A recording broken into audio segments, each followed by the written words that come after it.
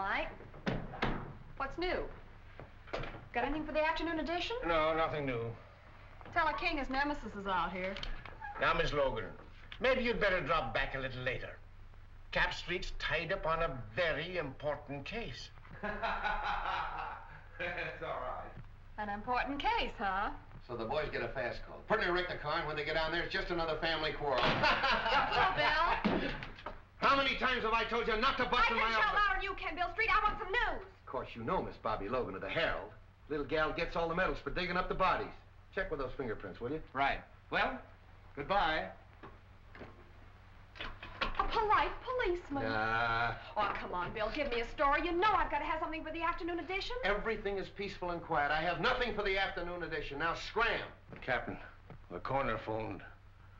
They've just taken Dan Grady to the morgue. They fished him out of the bay about an hour ago. Murdered.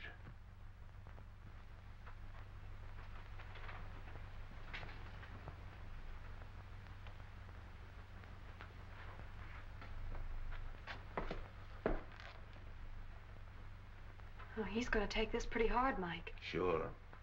Him and Dan were just like brothers. Yes, I know. What makes you think they tried to hide his body, Doc? Well, in the first place, when word was found, washed ashore down the bay. Lungs were collapsed. That means the body was under water pressure for some time. This was tied around the ankles, and there were deep bruises. Tied a weight on him and threw him overboard. That's right, Bill. After the bullets had done their work. Yeah. Did you get them over to ballistics? Mm-hmm. There's a clothes he had on. Take a look. Seaman's outfit. Andy, check these clothes and see if you can find out where he bought them. Thanks a lot, Doc. I'll check with you later about Dan. Bye, Bill. This hits the whole department with a jolt, Bill. Hit me a little harder than the rest. Dan and I were together as kids. Took our training together. Pounded the same beat. Yes, I know. You say he was on a smuggling detail. Yes. That ought to lead us to something. Nothing unless he was following a hot trail. You know Grady. He always preferred to work lone wolf on a case. Well, it's in my department now, Chief. It's homicide. Yes, and you have command of every resource of the department. I may need it. Because I'm going to find out who killed Grady if it's the last thing I do. I know you will, Bill. And good luck. Thanks.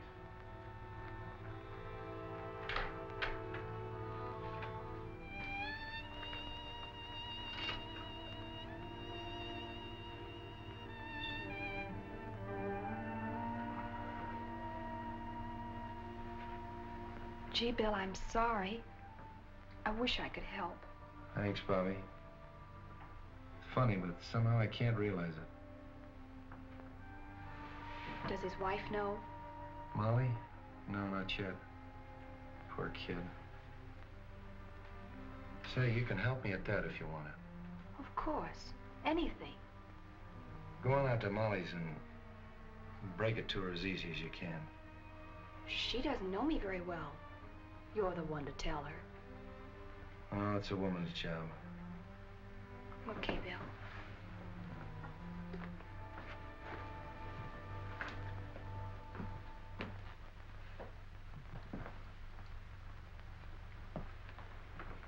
I came just as soon as I heard the news.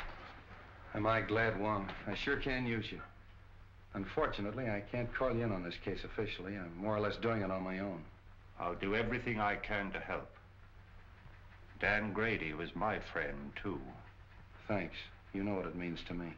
Well, not too fast with your thanks. You know, the only reason I've been useful in the past was because in each case the Orient was involved. Well, Dan Grady was assigned to the smuggling detail. And smuggling in San Francisco means the Orient. Let's have a look at his office. Good. Wife and kid.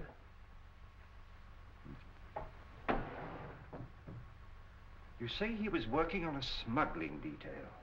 Yes, sort of a roving commission. The reason they gave it to Dan is because he was born and raised here in San Francisco. He knew every nook and cranny. But the seaman's clothes would indicate that he was working on something at the waterfront. Yeah, but what? Wong, look here. What is that?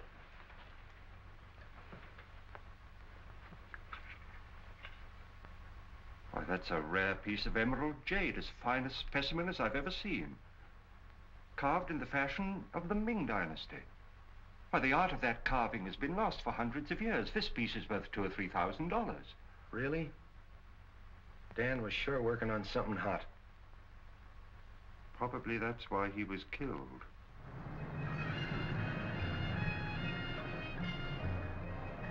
Yes, I have seen many similar in the past 3 months. From the captured provinces. Even so, from the ruined temple of Lao Tzu, is it not so? Torn from their settings by alien hands. Even young China would not use such methods to win its wars. Where did you obtain this? It was in the drawer of the desk of the policeman who was killed. A policeman? A good man. Can you help me? A store called Belton's is on Market Street. There, a wise man could become more wise.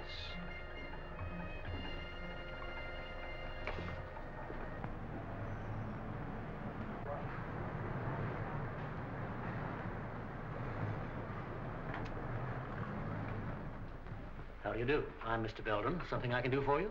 I'd like an appraisal on this piece. Why, certainly. Oh, a most unusual piece. The coloring is magnificent. But I'm afraid I can't appraise its real value. But I understood you specialized in Oriental jewelry and art objects. No, only imitations. We haven't a piece of jewelry in the house worth over $50. I'm afraid you've come to the wrong place. So it would seem.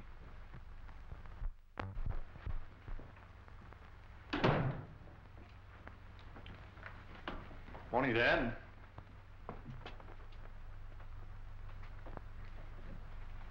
I suggest you try Harrington's over on Kearney. They handle that class of merchandise. Thank you for your time. Not at all. I'm sorry I couldn't help you.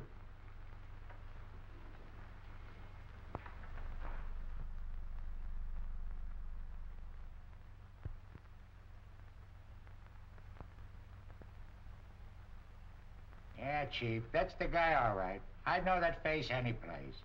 Why, that mustache. Even the checkered tie.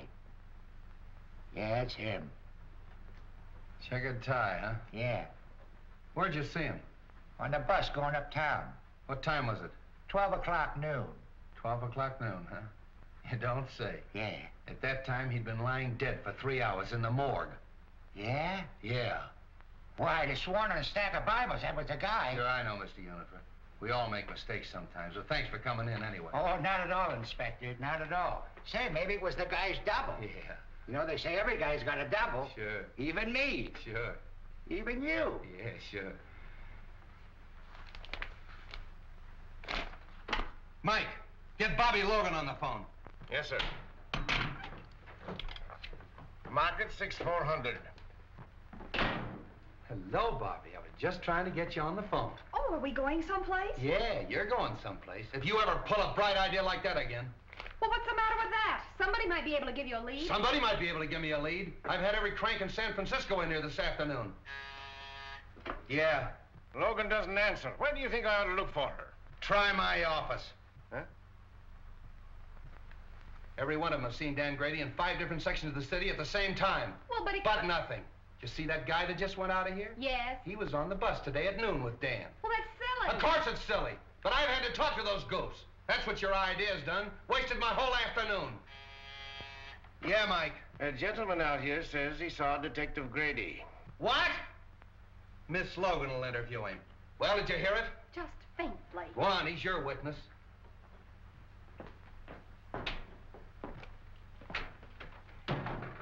Are you Mr. Lyons? Yes. Oh, I'm Miss Logan of the Herald. I put that picture in the paper. Oh, how do you do?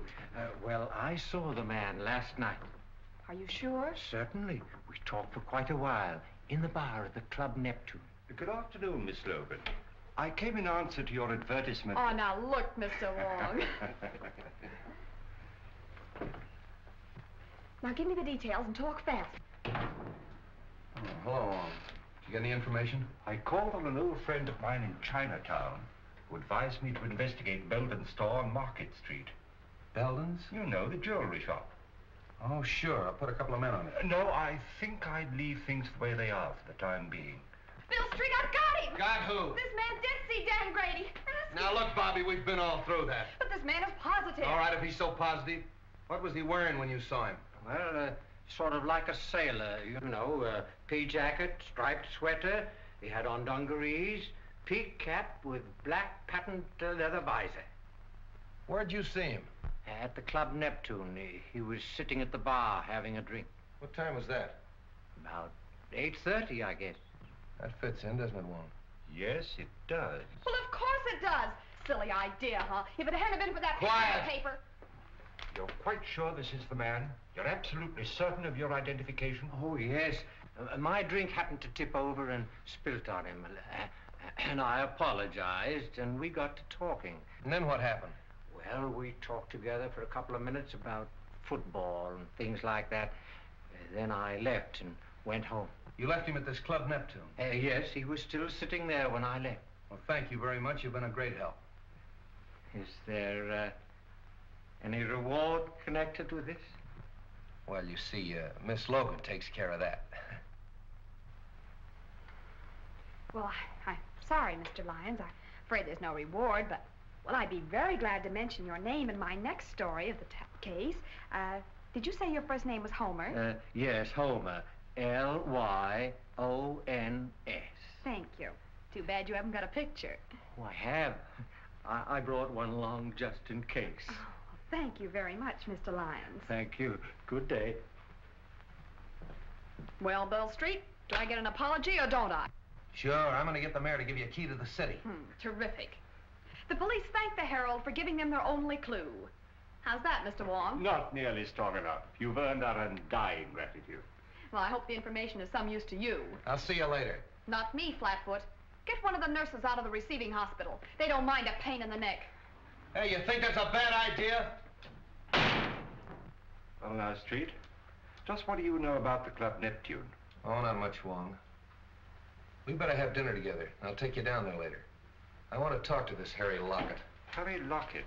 Yeah, he's the fellow that owns the Club Neptune. Hardway Harry, they call him. Hardway?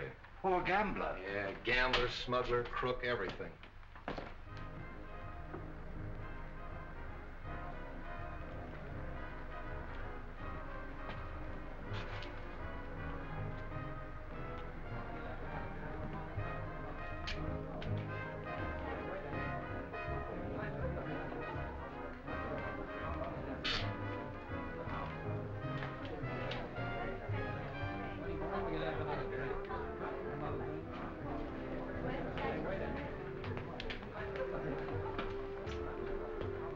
Anything new? No. How are things upstairs? Usual crowd, not much play yet. Has Tanya come in yet tonight? No. I want to see her when she comes in. Okay. Well, then. Get it.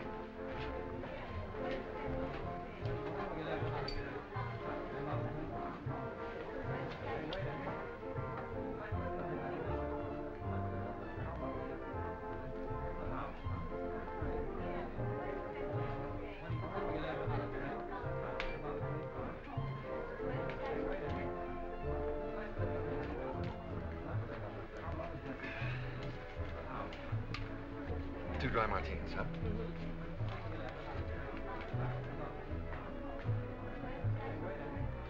Well, don't you recognize anything? What? I'll bet you don't even know what day this is. Of course I do. It's Friday. That's why you insisted upon coming here for a fish dinner. Oh, no, it isn't. We came here because this is an anniversary.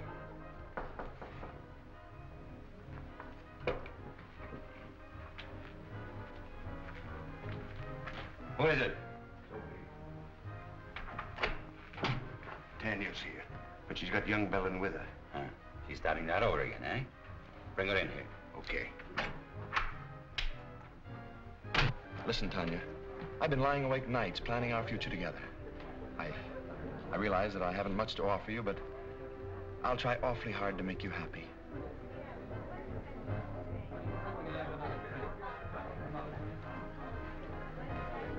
Oh, excuse me, Frank.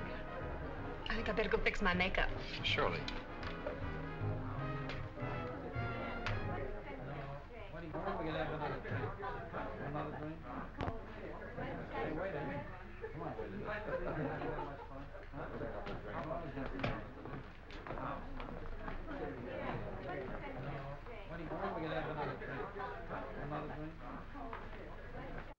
What do you want? I thought I told you to keep away from young Belden. And I told you that my personal affairs are none of your business. What are you trying to do? Get the old man on our neck? Keep away from that boy or I'll... Or what? I guess if I'm good enough to help handle his smuggled junk, to run the risks that he cashes in on, I'm fit company for his son. Well, what about a certain other gentleman?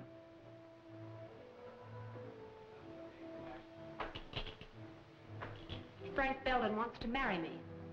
So, he's got it bad, eh? Wait until his old man hears that. If you open your mouth to make trouble for that boy... So blow me down. You have really fallen for it.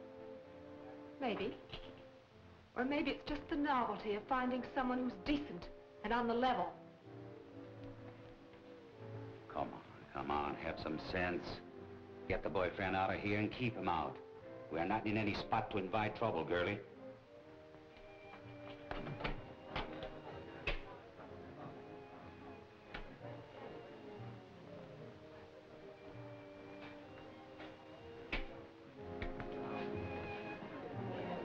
I seem to have developed a headache, Frank. Maybe it was the drink. Oh, I'm sorry. Well, maybe some fresh air will do you good. Shall we take a drive? Yes.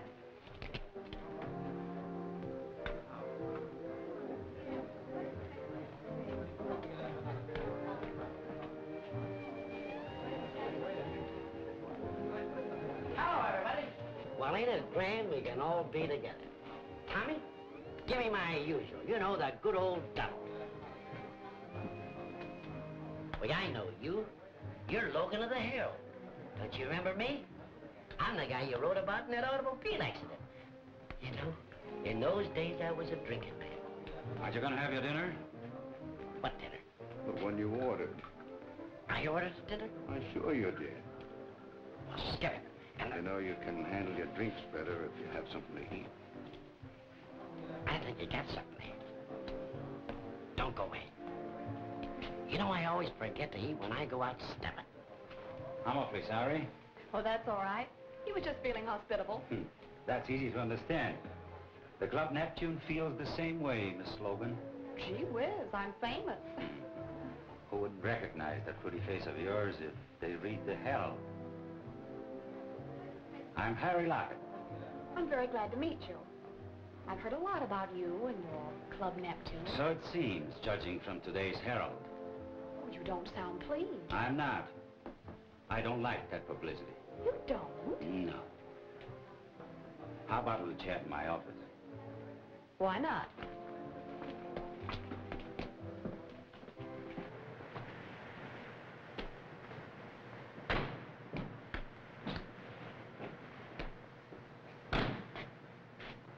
I think I'll take a look round the back. All right, I'll see you inside.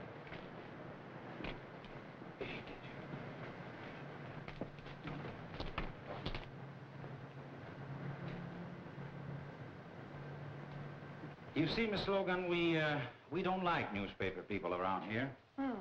I see your point. You know, if you had this place soundproof, those poker chips up there wouldn't make such a racket.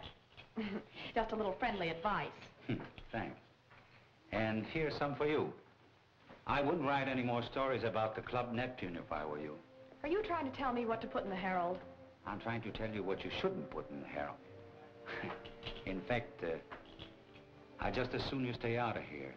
I think you'll be safer. Sometimes some people get hurt. Yeah, Dan Grady got hurt, didn't he? Hey, You sure stick out your neck, don't you, little girl? Who is it? Captain Street. What are you doing here? Mr. Lockett was just making some suggestions as to the news policy of the Herald. All right, Bobby. Well, now look here, Bill. Come on, come on. Hello, Hardway. Oh, Copper.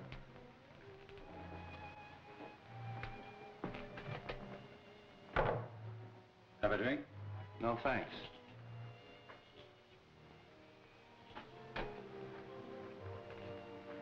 What's on your mind, Street? I suppose you read about Dan Grady. Oh, yes, that's too bad. I don't think I knew him.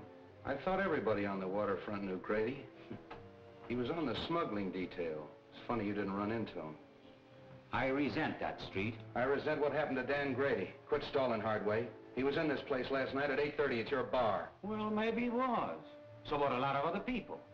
We had a big night last night. And nobody saw Dan Grady. None of my boys did, because as soon as I saw the papers, I asked all of them. You can talk to them yourself. Maybe I will.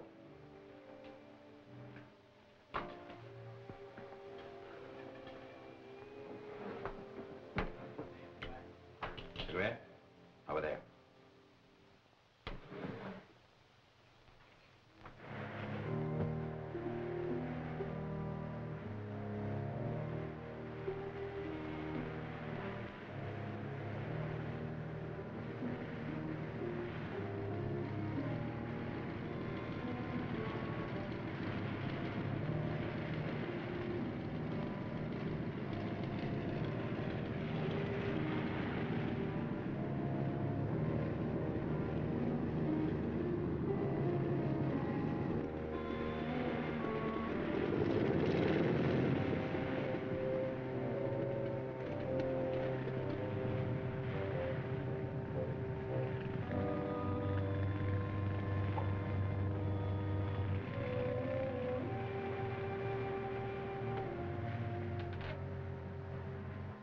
I don't pay any attention to me if I seem a little tough, Harry.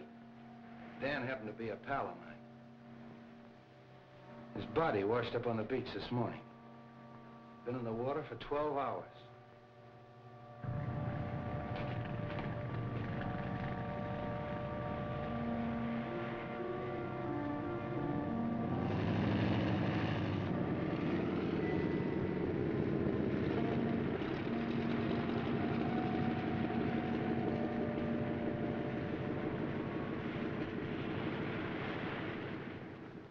Kind of a tough way to go, isn't it? Well, Street, they say that drowning, it's an easy death. But Grady had 2 slugs in the back of his neck before he ever hit that water. That's not so easy, is it?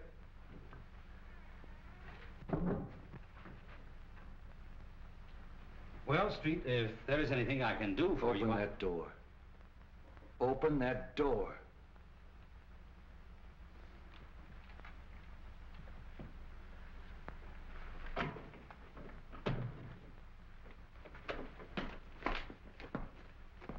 Well, hello, Street. How'd you get in there? The secret stairway in the haunted house. Secret stairway, my eye. Those stairs were there when we bought the place. But they still serve a very useful purpose. This is Hardway Harry Lockett, Mr. Wong. Oh, the Chinese copper. Precisely, Mr. Lockett. The Chinese copper. But to return to our secret stairway, I'm afraid we scared one of your callers away.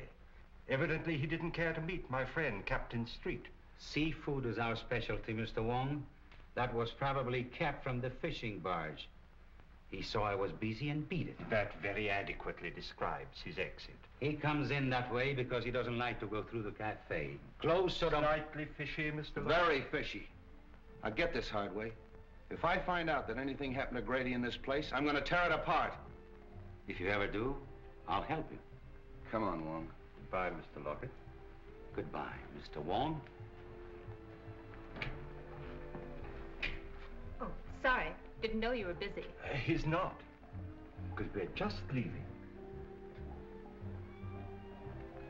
I beg your pardon, but We've met before, haven't we, Miss... Serova's the name, but we haven't met. I'm so sorry. Oh, now I know what prompted my mistake. I saw you sitting outside in a car with young Mr. Belden. What was he doing here? We had dinner here. Do you mind? Excuse the boys, Miss Serova, but it's their business to be curious. This is Mr. Wong, the famous detective. And this is Captain Street of the San Francisco Police. Your head waiter says you found my compact. Yes, it's my desk. I'll get it for you. Drop in any time, boys. It'll be your turn to drop in on us the next time.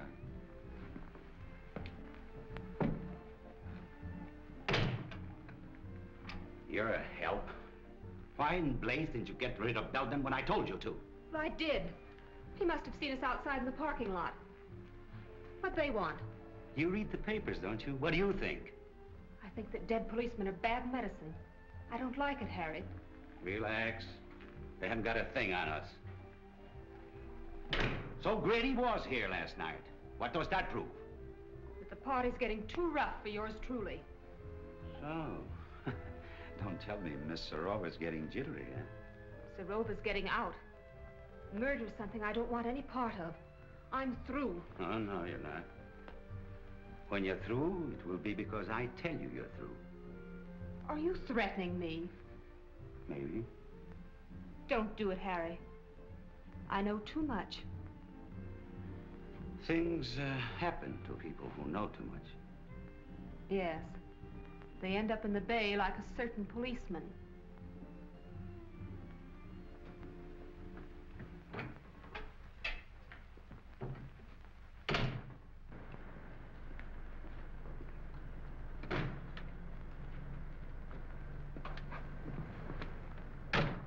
That seafood gag of Hardway's was a hot one. And the young lady who lost her compact. More seafood, eh, Street? I'll say. What's her name? I thought I told you to scram. You're always telling me to scram. Well, you're not gonna ride in a police car. Okay, let me out and I'll put on my roller skates. Oh. I tell you, I don't like the setup. I don't like any part of it. When a dead copper spells trouble, and if this girl starts to talk... Yeah. Yeah, I think so, too. But this idea of mine is something entirely new in radio, Mr. Forbes. Nevertheless, I'm against continuing the program. But Forbes, Belden's has had a radio program for years, and it's been excellent advertising. Not excellent enough to keep you out of the receivership. I represent the creditors, and I cannot approve the expenditure. But, Mr. Forbes, I'm sure this new idea of mine will create a lot of interest. That means customers for Belden's. I can only judge by past performance, Mr. Griswold. Results have not warranted the expense. All here? Yes. Oh, but, Mr. Forbes, this is a novelty, a complete one-act play in which I enact all the roles, male and female. You see, Mr. Forbes, impersonation is my forte. I think persistence is your forte.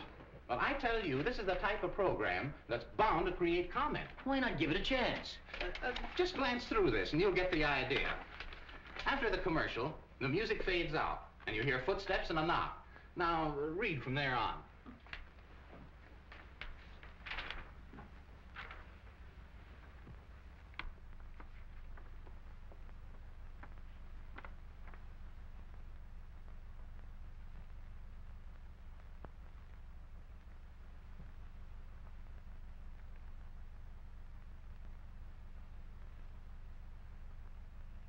Pretty melodramatic, isn't it? But that's the kind of stuff they like nowadays, Mr. Forbes. The highly dramatic programs are the most successful. Suppose we try it for a couple of weeks. It wouldn't cost a fortune, and it might get results. Well, all right, we'll try it. Thanks, Mr. Forbes. I'm sure you won't be sorry. We go on from 10 to 10:15 tonight. I hope you're listening in. We will. Those bills are all right. I'll see you in the morning. Hello, Frank. Hello, Mr. Forbes. How you feeling, Dad? Oh, as well as could be expected, considering the fact that I don't have anything to say about my own business. When are you going to take me in with you? Not for a while yet. But, Dad, I've got to go to work. I've got to make some money. Isn't your allowance enough? No. I'm going to get married. Who to? That Serova woman? Miss Serova, yes. How did you know? I haven't taken my eyes off you completely. You've been out with that adventuress every night for a month. I wouldn't talk like that if I were you, Dad. We're both liable to be sorry for it. Besides, it won't change my decision. Frank, I won't permit you to wreck your life, to throw away your entire future for the sake of that scheming, unscrupulous... That's enough! I'm sorry you feel that way about it, Dad, but there's nothing you can do about it. You'll never marry that woman. Do you understand? Never!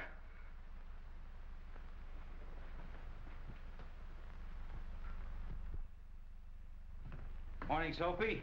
Everything shipshape? No sign of the police, if that's what you mean. Oh, why, Sophie, that's the farthest thing from my mind. Bring me the checks from last night, eh? Okay.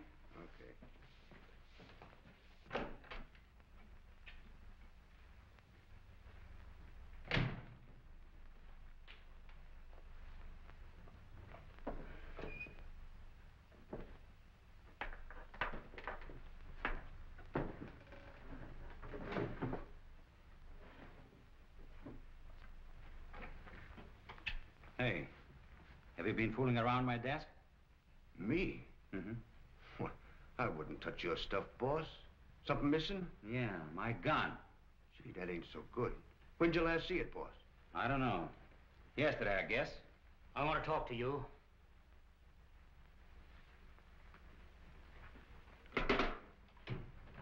Say, what are you thinking of coming down here after what's happened? I told you I'd get the stuff to you as soon as it was safe for Cap to bring it in. That isn't why I'm here. I want to know what that Serova woman is doing running around with my son. Well, I did my best. You know, after all, it's not such a bad idea, sort of a close corporation. Are you mad? My boy has no part in all this. I went into it because it was the only hope I had of saving my business, of meeting my obligations, but not to the extent of wrecking his life, and that's what this marriage would mean. That's your problem. Right now, I have more important things to do than nurse a lovesick pup. If you value your neck, you'll do something about it. I'm warning you, Lockett. Before I see this happen to my son, I'll blast everything wide open. Including yourself? Including myself. Uh-huh. I see you. You like the idea of a few months on Alcatraz? I'll stop at nothing.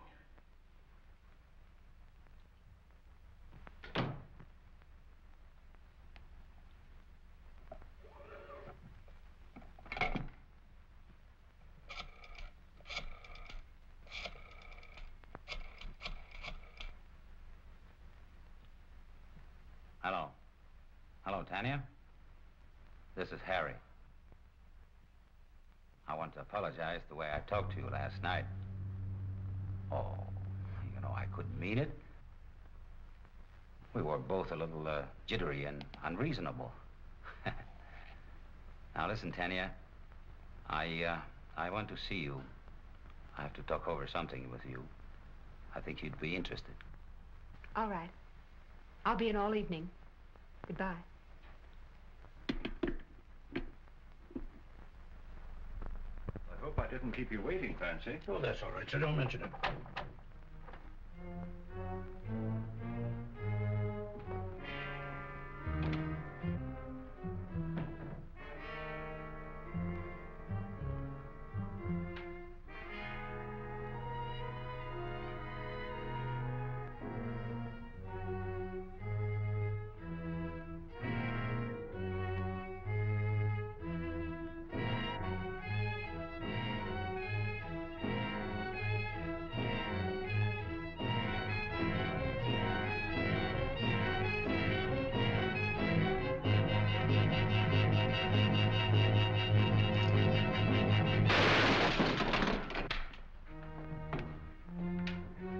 Mr. Wong. Mr. Wong! It's all right, Fancy. He missed me. Oh, I'm glad of that. Who was it, sir? I haven't the least idea, but the shot came from there. Well, we'll find out who that is.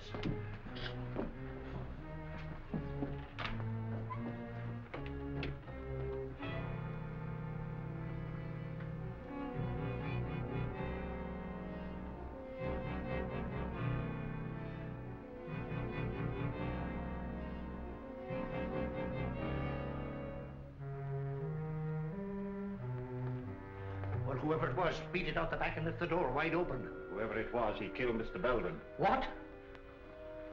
Oh, glory be! Get straight. Yes, sir.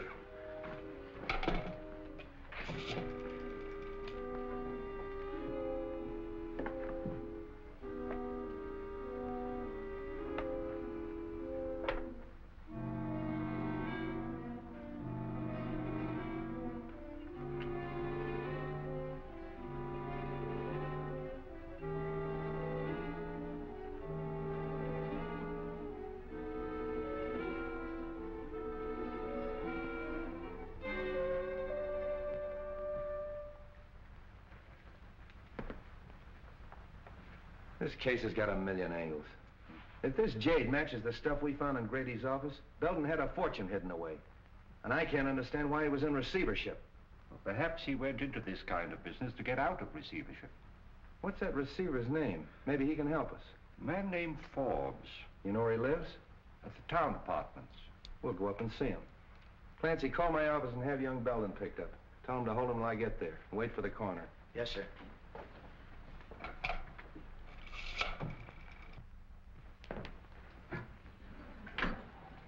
Good evening, gentlemen. We want to see Mr. Forbes, John T. Forbes. Who's calling? Captain Street of the police department. Ring 22, please. Captain Street of the police department to see Mr. Forbes. Yes, sir. Go right up, Captain Street. That's number 22. Captain Street? What on earth can he want?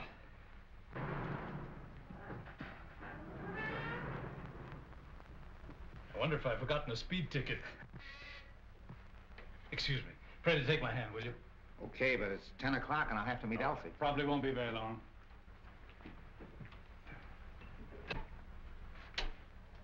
Captain Street? That's right, and it's Mr. Wong. How do you do? How do you do? Come in here, gentlemen. Thank you.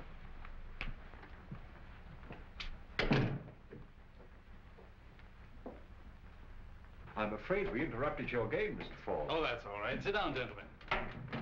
I've heard a great deal about you at one time or another, Mr. Wong. I'm certainly glad to meet you. Thank you. Well, now, gentlemen, what can I do for you? Might as well come to the point, Mr. Forbes. Frank Belden Sr. of the firm for which you're receiver was found dead a half an hour ago in his store. What? Poor old Frank. I had no idea he felt so desperately about it. Of course, I knew his financial affairs were in bad shape. It was not suicide, Mr. Forbes. He was murdered. Well, this certainly knocks me out. I've got to have a drink. How about you, gentlemen? Thank you, no. Well, thanks. Murdered?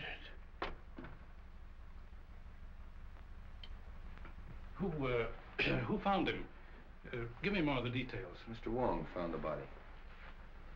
Wong? Were you in the store? I was making an investigation of Belden's stock.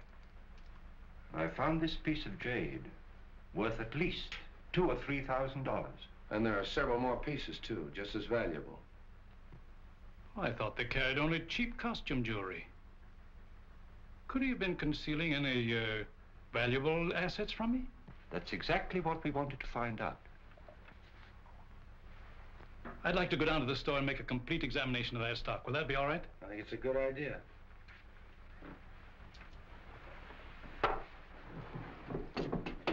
Will you have a cigar, gentlemen? Yes, thanks. No, thank you.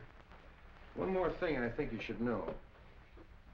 That jade was smuggled. And one of our own men on the smuggling detail was murdered, running it down. And the trail seems to lead to Belden's store. Why, this is the worst thing I've ever heard. Excuse me.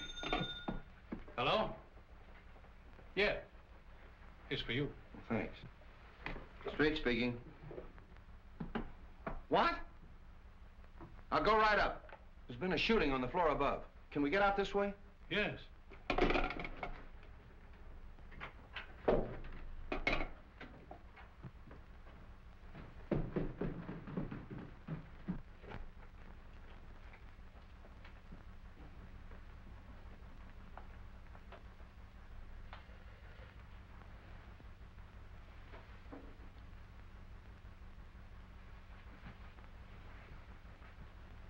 That's that Serova girl. How do you like this? A murder right over my head. Yeah? Oh, you're the clerk. Yes, sir. I telephoned headquarters from downstairs. Thanks. What do you know about this? Nothing, except what the switchboard operator told me. What'd she tell you? Well, I was sitting in the lobby when all of a sudden she started yelling, Miss Serova's being killed. All right. Take it easy. Sit down. What did you hear on the phone? Well, I was sitting there as usual when the buzzer sounded, and it was a call from 32. What time was that? About 14 after 10. That's an odd time to remember, 10:14. Well, I'm not sure, but it was 15 after 10 when I heard the shot.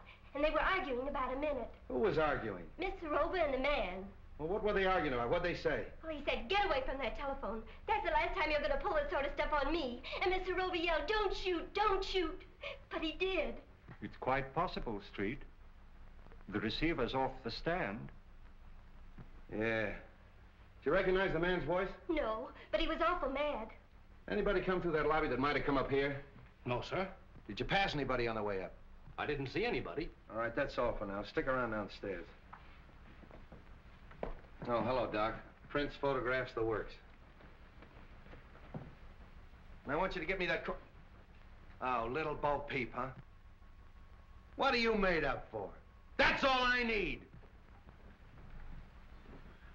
Just be sure to get everything in this corner, will you, please?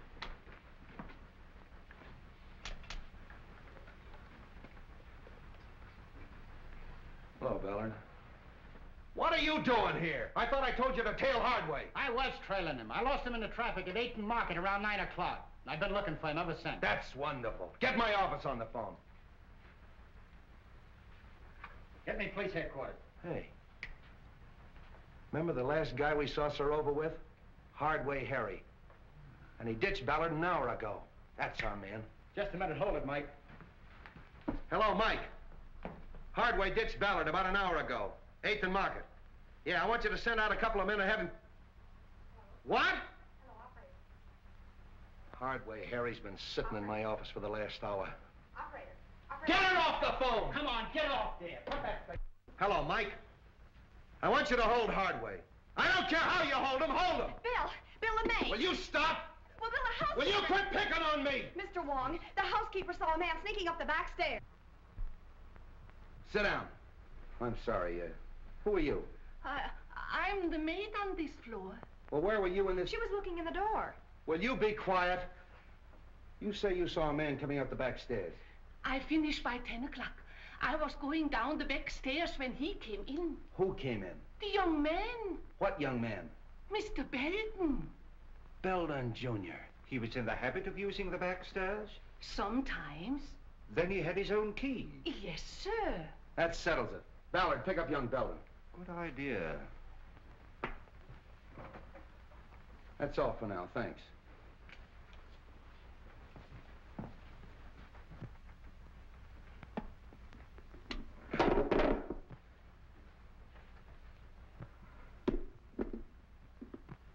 You know, Wong, Belden knew Serova.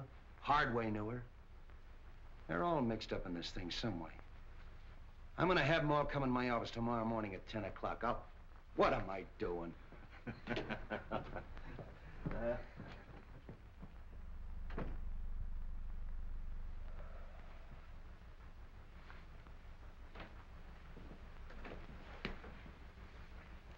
Sit down, Hardway.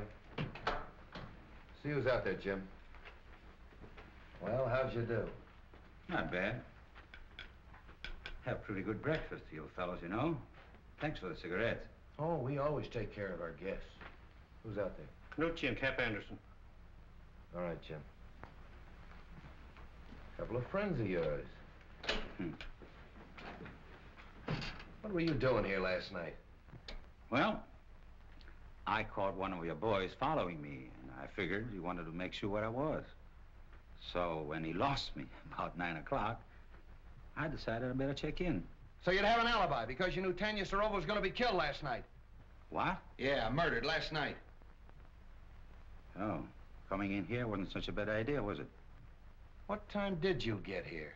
9:29 on the dot. Oh, got it figured down to the minute, huh? Yeah, you can check with the sergeant. I know. So? Hello, Wong. Oh, Mr. Wong, the Chinese copper. Look here, Street, you haven't got a thing on me. I knew Sorova, sure. She used to come to my place very often. But so do a lot of other people. Including young Belden. Yes, with Sorova, yes. So what? How well did you know young Belden? Casually. How well did you know his father? Just an acquaintance. When was the last time you saw him? I saw him in my office yesterday. He came to pay his son's bar bill. And you had a little quarrel. Then you followed him down to his jewelry store and shot him. Old man Belden shot? Yeah. That's too bad. Yeah, it is too bad. He got it the same way Grady got it, in the back of the neck. What's your alibi for that? I was being trailed by one of your coppers, by good luck. Why? A man named Forbes is out here. He said you sent for him. All right, send him in. Wait outside, Hub.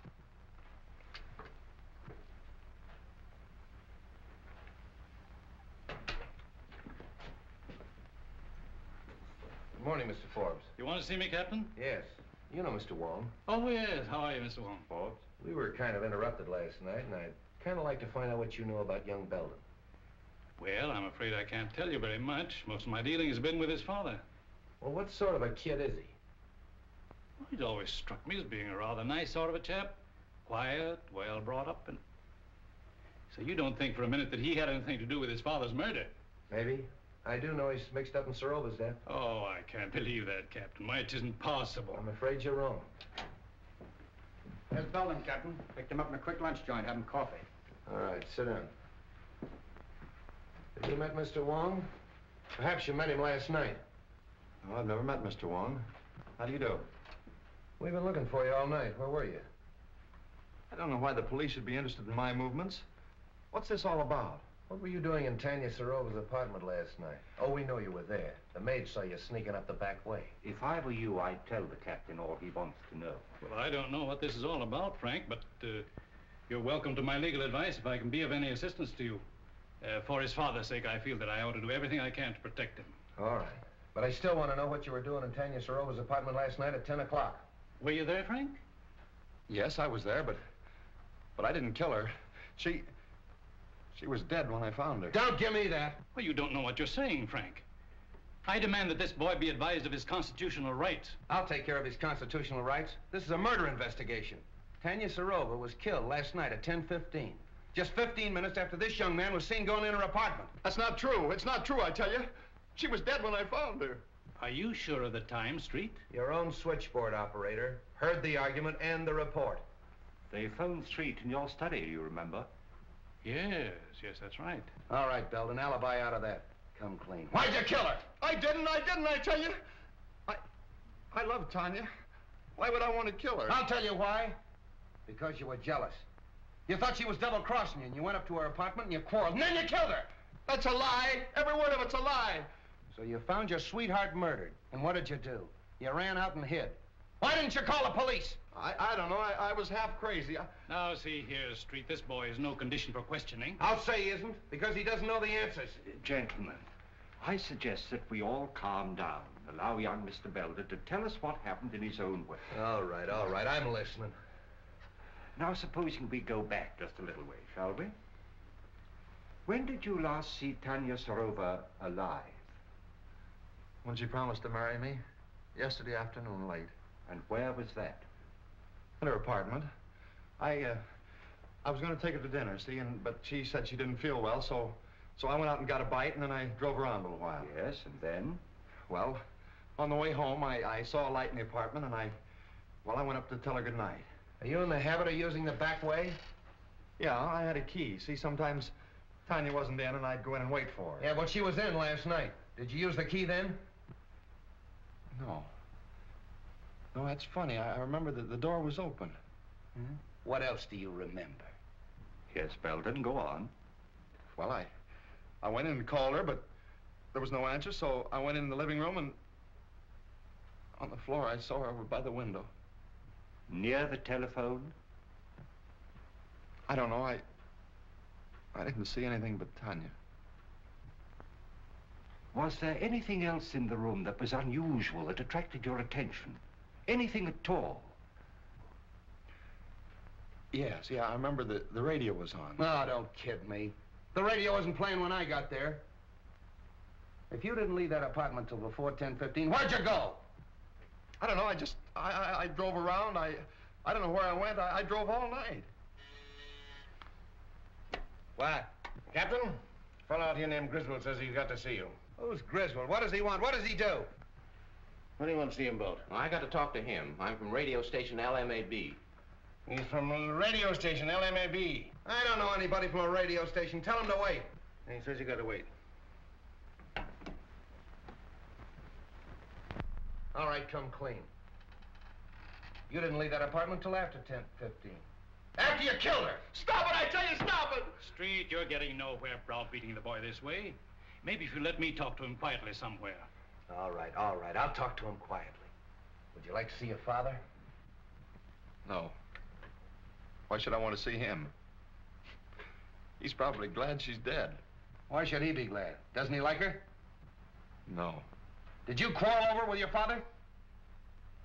Yeah. Yeah, we had a quarrel and I walked out on him. And then you walked back last night to his jewelry store and shot him, killed him. You mean my father's dead? Stop it, will you? Stop it! What are you trying to do to me? Somebody get me a glass of water. Oh, never mind the water. Oh, I protest. Get him a glass of water. Where is it? Outside. Something wrong, Captain? Yeah, give me that brandy.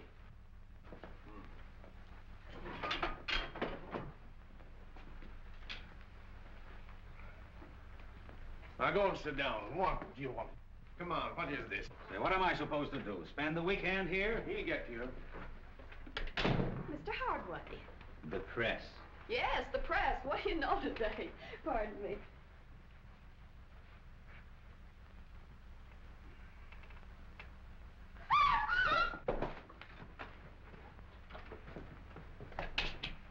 What's the matter? Who is this? It's the fellow from the radio station, Griswold. Where'd this paper file come from? Say, that looks like mine. It's missing from the desk. All right. Who did it? This is a payoff right in my own office. Stay away from that phone.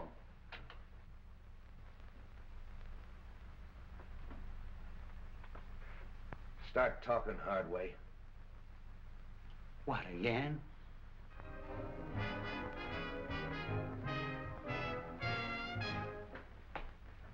Sorry for the interruption, Mr. Wong, but that was a new program, and I want to check on it. Not at all. It's all most interesting. Yes, but full of headaches. Replacing Griswold is going to be one of them. I can quite imagine. His programs were popular, weren't they? Very. He was a talented young man. Wrote most of the sketches and played all the parts in them. He played female roles as well? Oh, yes. In the sketch you want to see, the one he did last night, he played a very emotional feminine role. Here's the manuscript for it. Thank you. Now, this program went on the air sharply at 10 o'clock? Oh, yes. Radio works on split seconds. Every program is timed exactly. And it ran for how long? 15 minutes in all. The sketch went on at 10:01½ and finished at 10:14. The balance of the program time was taken up with commercials. It's advertising. Would it disturb you if I turned on this program? Not at all. I've just finished. I'd like to take this with me. Oh, perfectly all right. Thank you very much. Goodbye. Goodbye. Presenting for your entertainment the first mystery thriller in their new series of programs.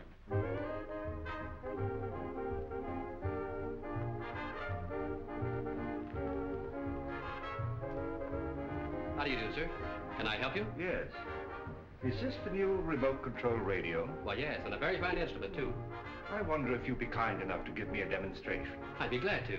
Won't you sit down? Thank you. Now, this is the remote control box. Looks like the dial of an automatic telephone. And works very much on the same principle. You see, it's not attached in any way to the demonstration radio. However, being in any part of the house and desiring to change the program, we simply switch the dials and the radio automatically switches. I'll show you. California, fair Tuesday and Wednesday. Moderate temperature, light to moderate northerly wind off coast. At just Northern what California, distance would fair that still south be and partly effective? cloudy, Guaranteed up to north 200 portion, feet. Tuesday and Wednesday. Rains extreme northwest And you can portions, shut the radio warning off in fog the same local way? and valley, Oh, yes. Just wind press off down the on this coast right here. Becoming southerly and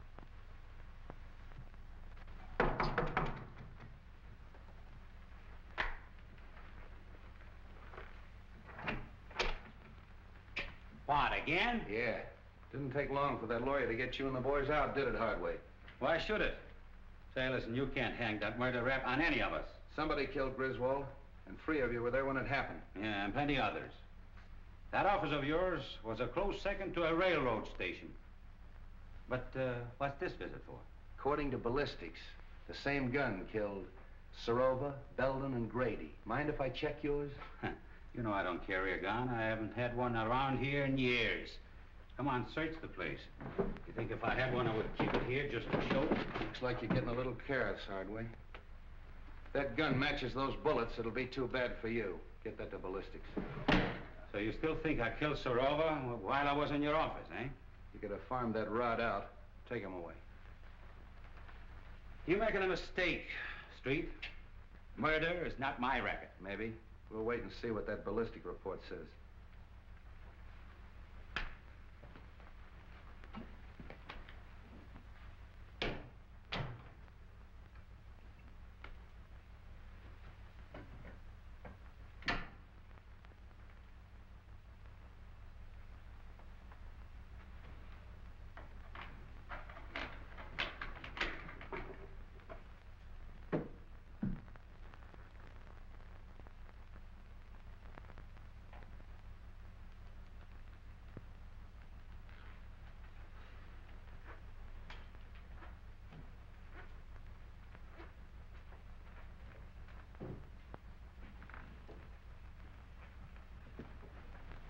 All right, keep your hands right there. Turn around. Ah, Cap Anderson, huh? From Harry Lockett's fishing barge. So this is the seafood you supply this place with, huh?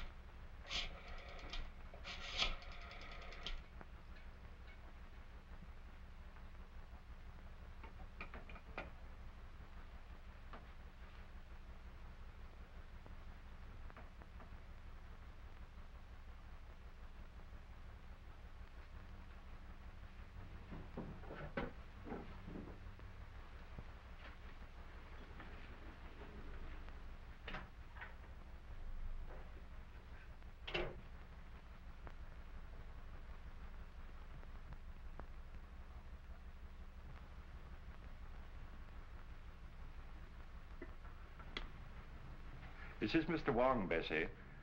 I'll be experimenting with the phone for a little while, so pay no attention if it rings.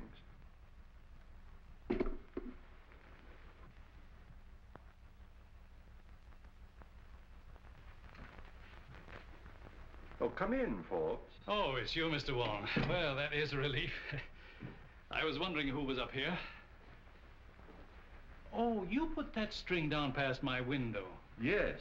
When I found the receiver off the stand last night, I had an idea that the switchboard operator was intended to overhear what she heard. I don't follow you. I believe that the murderer had a way of forcing her to listen at the right time. You think that a murderer would deliberately invite a witness to his crime? He might arrange to have her think she was a witness. With a piece of cord, a telephone, and a radio. I don't understand. Now, this radio is a new remote control model. Now, let us assume that a certain radio program exactly fitted a given situation. How easy it would be to tune in the desired station at the right time and be nowhere near the instrument. Oh, I see. You mean that the crime could have been committed some time before? Of course. And by any of our suspects who had such cast-iron alibis. Partway Harry Lockett, for instance, who planted himself in Street's office at the supposed time of the murder. Any of his friends. Even young Belden? Even young Belden. He was here at 10 o'clock. Who knows? Perhaps it was his second visit. You don't believe that, do you? No. Nor that any of the others did it, either? No.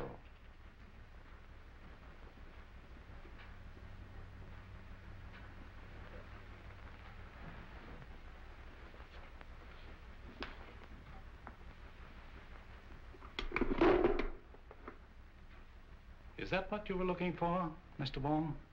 Yes. And you pulled the cord.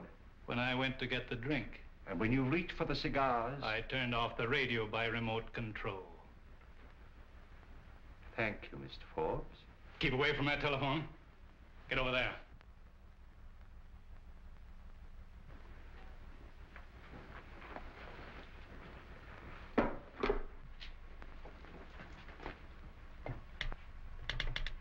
Operator. Oh, hello, Captain. Hello, is Mr. Forbes in? I'll see for you. Operator. Mr. Forbes doesn't answer. All right, thanks. Why don't you answer that call? Well, that's Mr. Wong. He told me not to pay no attention to it. Mr. Wong? Yeah, he's up in Mr. Rover's apartment playing with the telephone. Well, I hope he's having a good time. I'll drop up and see him. Playing with a telephone.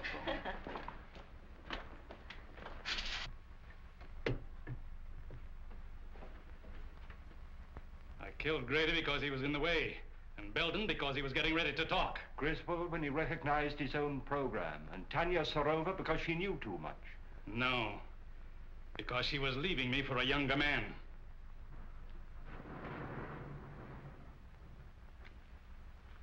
It's you who knows too much. Wong, this is Street. Just a moment, Street.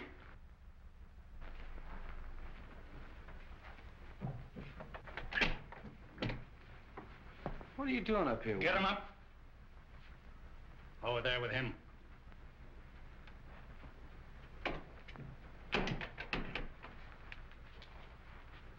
Well, the two of you.